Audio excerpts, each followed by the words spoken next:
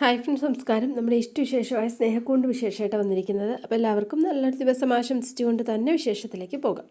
അപ്പോൾ തുടങ്ങുമ്പോൾ തന്നെ കാണുന്നത് നമ്മുടെ ഹരിനോടും അതുപോലെ തന്നെ അച്ഛനോടും കാര്യങ്ങളൊക്കെ പറയുകയാണ്. അപ്പം ഞാൻ പറഞ്ഞതുപോലെ തന്നെ അയാളെ തകർത്തെറിയണം. ഞാൻ പറയുന്നത് പോലെ നിങ്ങൾക്ക് ചെയ്യാൻ പറ്റുമോ? തീർച്ചയായിട്ടും ചേച്ചി പറയുന്നത് എന്താണോ അതുപോലെ തന്നെ ചെയ്യാം. ഇനി അവനെ ചെന്ന് കണ്ട് നിങ്ങളിങ്ങനെ സംസാരിക്കണം. അതാണ് സൈക്കോളജിക്കൽ മൂവ്. അപ്പോൾ ശരിക്കും പറഞ്ഞാൽ പ്രിൻസിപ്പിൾ അവൻ്റെ യഥാർത്ഥ സ്വഭാവം പുറത്ത് വന്ന് ഞെട്ടിത്തരിക്കണം.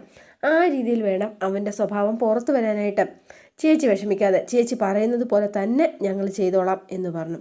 ശരി എന്ന് പറഞ്ഞ് പല്ലവി അകത്തേക്ക് കയറി പോവാണ് കേട്ടോ. പല്ലവി അകത്തേക്ക് കയറിപ്പോയപ്പോൾ വേഗം ഹരി, നീ എന്നെ നാണം കെടുത്തി, ഞാൻ പറഞ്ഞിട്ടാണോ നിൻ്റെ മുടി ചീകാനിരുന്നത് എന്ന് ചോദിച്ചു. അത് ഞാൻ ചുമ്മാ പറഞ്ഞതല്ലേ, ഒരു ഹെൻപെക്ക് ഹസ്ബൻഡ് ആയിക്കോട്ടെ എന്ന് കരുതി. അച്ഛതേ ചുമ്മാ പറഞ്ഞത് എൻ്റെ ഹരി, നീ ഒന്ന് വാ, ചേച്ചി അങ്ങനെ ഒന്നും വിചാരിച്ച് കാണില്ല, ഇതൊന്ന് കംപ്ലീറ്റ് ചെയ്ത് തന്നേ എന്ന് പറഞ്ഞ് അച്ചു വീണ്ടും പിടിച്ചിരുത്തി തലയൊക്കെ ചീവിച്ച് ഹരിയെ കൊണ്ട്, അതെ മൊത്തം പേനെന്നാണ് തോന്നുന്നത്, ഹരി ഞാൻ ചുമ്മാ പറഞ്ഞതാ. അപ്പോൾ ഇവർ വേണ്ട നമ്മുടെ ഇന്ദ്രനെ വിളിച്ചു വരുത്തി. ഇന്ദ്രൻ അവിടെ വെയിറ്റ് ചെയ്തുകൊണ്ടിരിക്കുകയാണ്. അപ്പോഴാണ് നമ്മുടെ ഹരിയും അച്ചുവും കൂടി അങ്ങോട്ടേക്ക് ചെല്ലുന്നത്. വാ വാ വാ, നിങ്ങളെ വെയിറ്റ് ചെയ്ത് നിൽക്കുമായിരുന്നു. സത്യം പറഞ്ഞാലേ നിങ്ങളെ കാണണം എന്ന് പറഞ്ഞപ്പോൾ ഞാൻ ആകെ ഷോക്കായിപ്പോയി. അല്ല ഇതെന്താ ഭാര്യയൊക്കെ ആയിട്ട് എന്ന് ഹരിയോട് ഇങ്ങനെ ചോദിക്കുകയാണ്. സത്യത്തിൽ ഞാൻ ഓർത്തത് വല്ല തല്ലാനോ കൊല്ലാനോ ഒക്കെ ആണെങ്കിൽ ഇങ്ങനത്തെ പരിപാടിയൊന്നും ഇല്ലല്ലോ, അങ്ങനെ ഒരു ബന്ധമാണല്ലോ നമ്മൾക്കിടയിലുള്ളത്. അതുകൊണ്ടാണ് അന്ന് കണ്ടതിന് ശേഷം പിന്നെ കണ്ടതുമില്ല. അല്ല ചോദിച്ചതിന് മറുപടിയൊന്നും പറഞ്ഞില്ല. തല്ലാനും കൊല്ലാനും ഒക്കെ ആണെങ്കിൽ ഒറ്റയ്ക്ക് വരുന്നതല്ലേ ഹരി അതിൻ്റെ ഒരു ഭംഗി. ഞങ്ങളെ വഴക്കിടാൻ വേണ്ടി വന്നതൊന്നും അല്ല, പിന്നെ ശാപിക്കാൻ വേണ്ടി തന്നെ വന്നതാ. നീയൊന്നും ഒരു കാലത്ത് ഗതി പിടിക്കില്ല എന്ന് പറയാൻ. അതിനിപ്പോൾ എന്താ ഉണ്ടായത്? അപ്പോൾ താനൊന്നും അറിഞ്ഞില്ലേ? സേതുവേട്ടൻ സേതുവേട്ടൻ എന്താ എന്താ അവന് സംഭവിച്ചത്? ചത്തോ എന്ന് ചോദിച്ചു. ഇപ്പം ചത്തതിന് തുല്യം തന്നെയാണ്. ഇന്ന് രാവിലെ കിടന്ന കിടപ്പിൽ ഒരു സ്ട്രോക്ക് വന്നു. ശരീരം ഇനി എന്താ പറയുക വെജിറ്റബിൾ പൊസിഷനിലായി. വെജിറ്റബിൾ പൊസിഷനോ? അതെ, എനിക്ക് എൻ്റെ ഏട്ടനെ നഷ്ടപ്പെട്ടത് അതും നിങ്ങൾ കാരണം.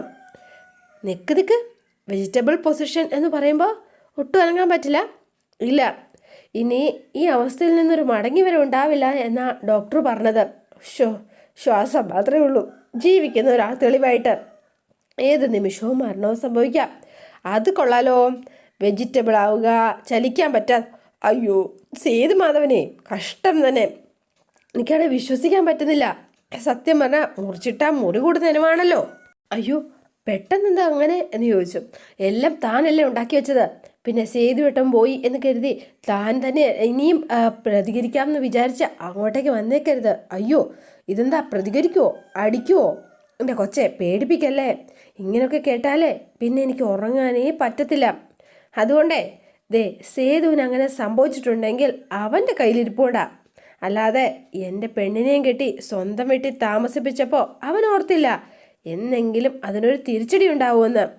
നീ ഇപ്പം പറഞ്ഞില്ലേ ദൈവമുണ്ട് എന്ന്, അത് ശരിയാ, അതുണ്ട് എന്നുള്ളൊരു തെളിവാ ഇപ്പം അവൻ്റെ ഒരവസ്ഥ.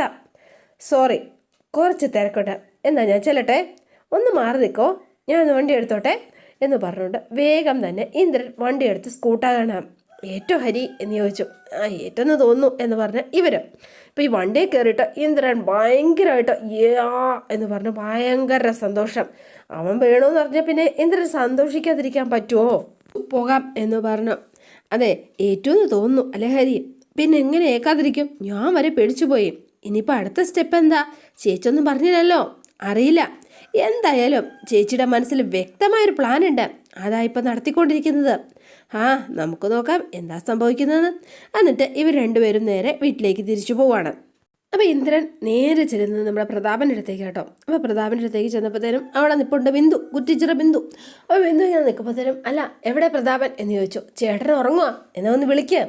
അതെ, ബോംബ് തലയിൽ വീണതിന് ശേഷം മൊത്തം മന്ദതയാ. ഉച്ചയ്ക്ക് ഉറങ്ങിയ അന്നത്തെ ദിവസം കുഴപ്പമില്ല, ഇത് വളരെ അത്യാവശ്യമുള്ള കാര്യമോ, ഒന്ന് വിളിക്കുക. ഗോ ശരി വിളിക്കാം എന്ന് പറഞ്ഞ് പ്രതാപനെ പോയി വിളിച്ചോണ്ട് വരികയാണ്. എന്തു വാടി എന്ന് ചോദിച്ചു. വാ, ഇന്ദ്രനായാലും ചന്ദ്രനാണേലും ഉറങ്ങുന്ന സമയത്താണ് കയറി വരുന്നത്. വലിച്ചോണ്ട് ഇന്ദ്രനെ കൊണ്ട് എടുത്തുകൊണ്ട് വരിക. ഇന്ദ്രനോ എപ്പോൾ വന്നു? ഞാൻ വന്നിട്ട് കുറച്ചു നേരമായി. താൻ അറിഞ്ഞു വിശേഷം? ഇല്ല. എന്താ? ആ സേതുമാധവൻ തളർന്നു പോയി എന്ന്. അല്ല, അപ്പോൾ എൻ്റെ തലയിലല്ലേ ബോബ് വീണത്? അപ്പോൾ ഞാനല്ലേ തളർന്നു വീഴേണ്ടത്? പിന്നെ എങ്ങനെ അവൻ തളർന്നു പോയത്? എടോ അതൊന്നും എനിക്കറിയില്ല. കേട്ടതാ, സത്യമാണോ നുണയാണോ എന്നറിയണം. അത് എടോ, താൻ എന്നെ ഒന്ന് സഹായിക്കണം. ഞാനോ? തന്നെ സഹായിക്കാനോ? താൻ അവിടെ വരെ പോകണം, എന്നിട്ട് പൊന്നുമടത്തിലേക്ക്. അപ്പോൾ പ്രതാപനൊന്ന് ചിരിച്ചു. ബെസ്റ്റ്. എൻ്റെ പൊന്നിന്ദ്ര, ആ വീടിൻ്റെ ഗേറ്റ് കടന്നാ എന്നെ അവർ വെടിവെച്ച് കൊല്ലും. ഒന്നാമത് ഒരു പൊട്ടലൂടെ താങ്ങാനുള്ള ശേഷി എനിക്കില്ലിന്ദ്ര. അത് മാത്രമല്ല, മാധവമേനോനെ കൊന്നവൻ, ഋതികയെ തട്ടിക്കൊണ്ടുപോയവൻ, അങ്ങനെ ഒരു എന്നെയുള്ള ഞാൻ എങ്ങനെയാ ഇന്ദ്ര ഞാൻ കയറി ചെല്ലുന്നത്? എടോ, ചെല്ലാതെ എങ്ങനെയാ? എനിക്ക് സത്യം അറിഞ്ഞേ പറ്റുള്ളൂ. നേരിട്ട് കണ്ണുകൊണ്ട് കാണണം, എങ്കിലേ വിശ്വസിക്കാൻ പറ്റുള്ളൂ. അതിനിപ്പോൾ എന്താ ചെയ്യുക? എനിക്കവിടെ കയറാൻ പറ്റില്ല. അതുകൊണ്ടാ, പറ്റുമായിരുന്നെങ്കിൽ തൻ്റെ കാല് പിടിക്കാൻ വരില്ലായിരുന്നു. ഓടോ, ഇതിനൊക്കെ താനാ ബെസ്റ്റ്. എൻ്റെ പൊന്നോ, ഒന്ന് പോടോ ഒന്ന് എന്ന് പറഞ്ഞു. അപ്പം താൻ ചെല്ല്. താൻ വിചാരിച്ച എല്ലാം നടക്കും. താനൊന്ന് ചെല്ല്. അവസാനം പ്രതാപൻ ഇങ്ങനെ ആലോചിച്ചിട്ട്, നടക്കുമെന്ന് എനിക്ക് തോന്നുന്നില്ല, എങ്കിലും ഞാൻ ശ്രമിച്ചു നോക്കാം. എടോ, ഒന്ന് പറയടോ, സേതു മാധവൻ വെജിറ്റബിൾ ആയിട്ടുണ്ടെങ്കിൽ അത് നമ്മുടെ വിജയവാ എന്ന് ബിന്ദുവിനോട് ഇങ്ങനെ പറയാം. എടോ, ഇത്രയും കാലം നമ്മൾ എന്തൊക്കെയാണോ ആഗ്രഹിച്ചത് അതൊക്കെ നടക്കാൻ പോവാ. അതെനിക്കറിയാം. പക്ഷേ എടോ, തൻ്റെ പേട്ടത്തലേ ബുദ്ധി ഒന്ന് പ്രയോഗിക്കുക. ഉള്ളതല്ലേ പ്രവർത്തിപ്പിക്കാൻ പറ്റൂ എന്ന് ചോദിക്കുകയാണ് മഞ്ജു. ഒന്ന് പോ അവിടുന്ന്. ഇല്ല, അവൾ പറഞ്ഞത് ശരിയാ. എന്തെങ്കിലും ഒരു വഴിയുണ്ടോ നോക്കാം. വഴി ഞാനൊന്ന് ശ്രമിച്ചു നോക്കാം. പറ്റുമെന്ന് ശ്രമിച്ചാൽ പോരാ. കാഞ്ഞ വിത്തുകളാ. അവർ പറയുന്നത് അതുപോലെ വിശ്വസിച്ചാലേ ചിലപ്പോൾ പണി കിട്ടുമായിരിക്കും അല്ലേ? അപ്പം തനിക്കറിയാം.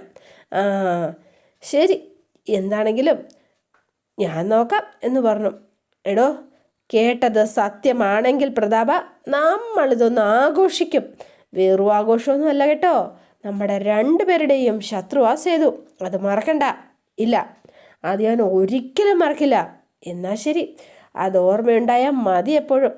ശരി എന്ന് പറഞ്ഞ് പോവാണ്. അപ്പോൾ വേഗം തന്നെ പോയി കഴിഞ്ഞപ്പോഴത്തേനും, അല്ല, നിങ്ങൾ എങ്ങനെയാ അവിടെ കയറാൻ പോകുന്നതെന്നാണ് ചോദിച്ചത്. അപ്പോൾ പ്രതാപൻ ഇങ്ങനെ നോക്കുകയാണ്. വഴിയുണ്ട്. എങ്ങനെ? പൊന്നുമടത്തിൽ കയറാൻ ഒരു വഴിയുണ്ട്. വഴി അവിടെ പണ്ടേ ഉണ്ട്. നിങ്ങളെങ്ങനെ കയറും എന്നാണ് ഞാൻ ചോദിച്ചത്. നീ വഴി, ഞാൻ വഴിയോ? അപ്പോൾ പറഞ്ഞെല്ലാം സെറ്റാക്കി പ്രതാപൻ പൊന്നുമടത്തിലേക്ക് എത്തുകയാണ്.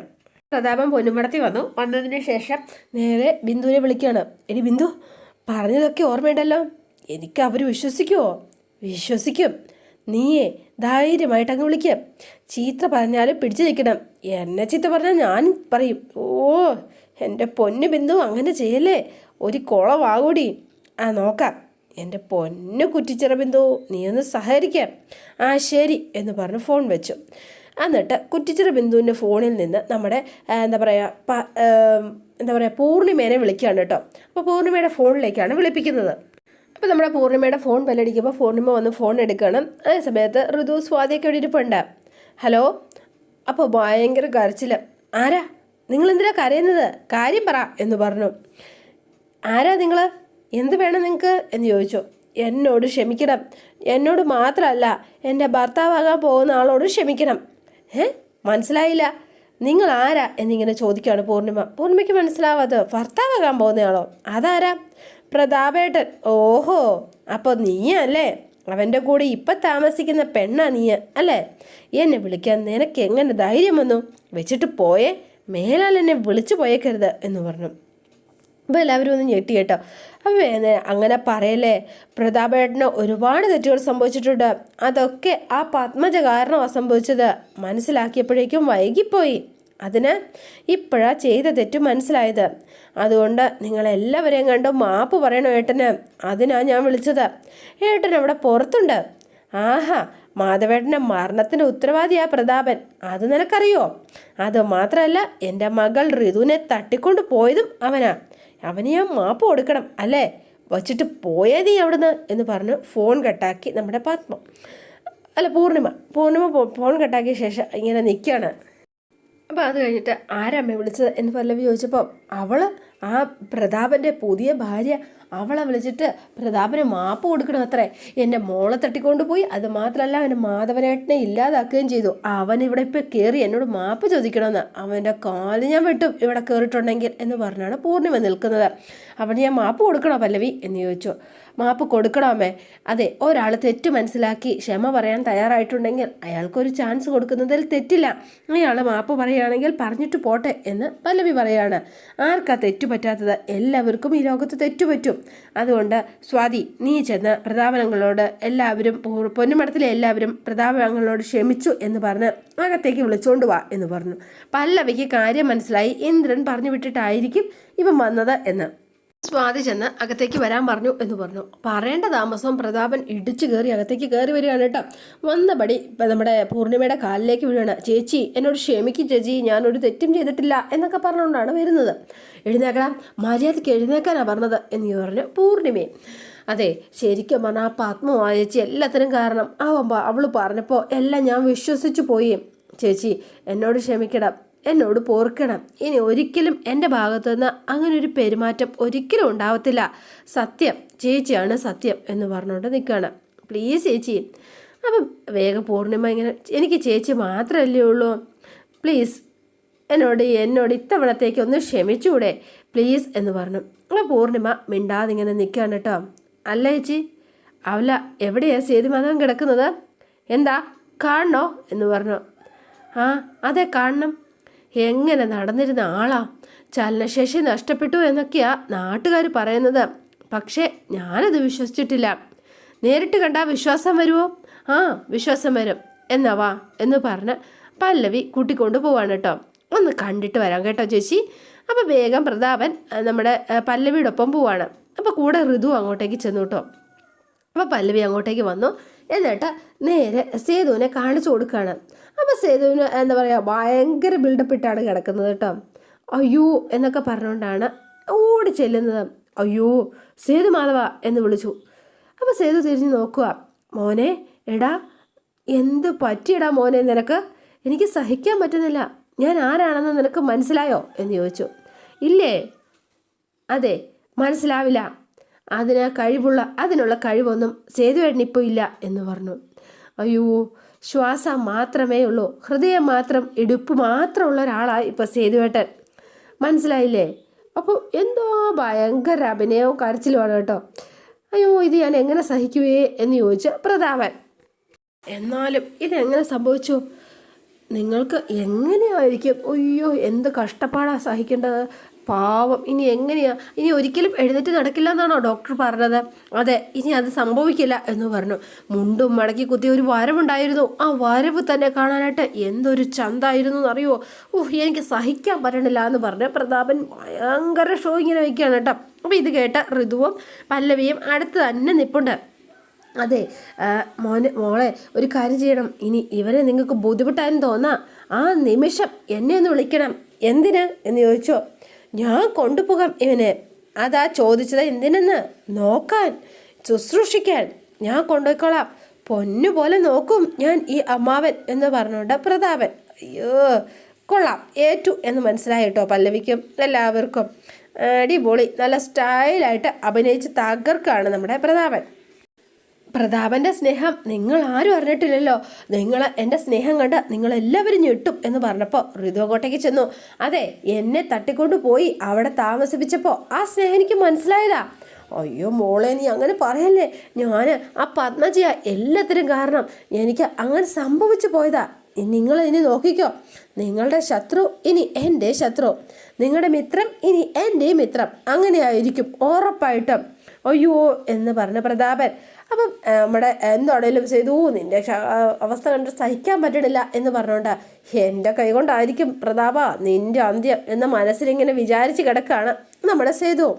മോനെ സേതു മാധവ, ഞാൻ പോട്ടെ എന്ന് പറഞ്ഞു. എന്നാലും നിന്നെ വെട്ടിയിട്ട വാഴത്തണ്ട് പോലെയുള്ള നിൻ്റെ കിടപ്പ് എനിക്ക് കാണാൻ വയ്യേ. അയ്യോ, കാണാൻ വയ്യേ മോനെ. അതെ എന്നാൽ ശരി, ഞാനൊന്ന് പോട്ടെ എന്ന് പറഞ്ഞുകൊണ്ട് വേഗം തന്നെ പ്രതാപൻ അവിടെ നിന്ന് ഇറങ്ങി അങ്ങ് പോവാണ്. അപ്പോൾ കാര്യങ്ങളൊക്കെ സെറ്റായി. അത് കഴിഞ്ഞ് സേതു പതുക്കെ തലയ്ക്ക് കൈയൊക്കെ കൊടുത്ത് ഇങ്ങനെ ഇരിക്കുകയാണ് കേട്ടോ. അതോടെ എല്ലാ കാര്യങ്ങളും സെറ്റായെന്ന് ഇവർക്കും മനസ്സിലായി. അതോടെയാണ് ഇന്നത്തെ വിശേഷം അവസാനിക്കുന്നത്. ഇനി നാളത്തെ വിശേഷം ഇതിലും ഗംഭീരമാണ്. എല്ലാവരും വെയിറ്റ് ചെയ്യുക. ഇഷ്ടപ്പെട്ടുവെങ്കിൽ ലൈക്ക് ചെയ്യാനും ഷെയർ ചെയ്യാനും മറക്കല്ലേ. തൊട്ടടുത്ത ആ ബെൽ ബട്ടൺ കൂടെ ഒന്ന് ഞെക്കുകയാണെങ്കിൽ ഞാനിടുമ്പോൾ തന്നെ നോട്ടിഫിക്കേഷൻ ലഭിക്കുന്നതായിരിക്കും. പുതുപുത്തൻ വിശേഷമായിട്ട് എത്താം. Bye and see you again.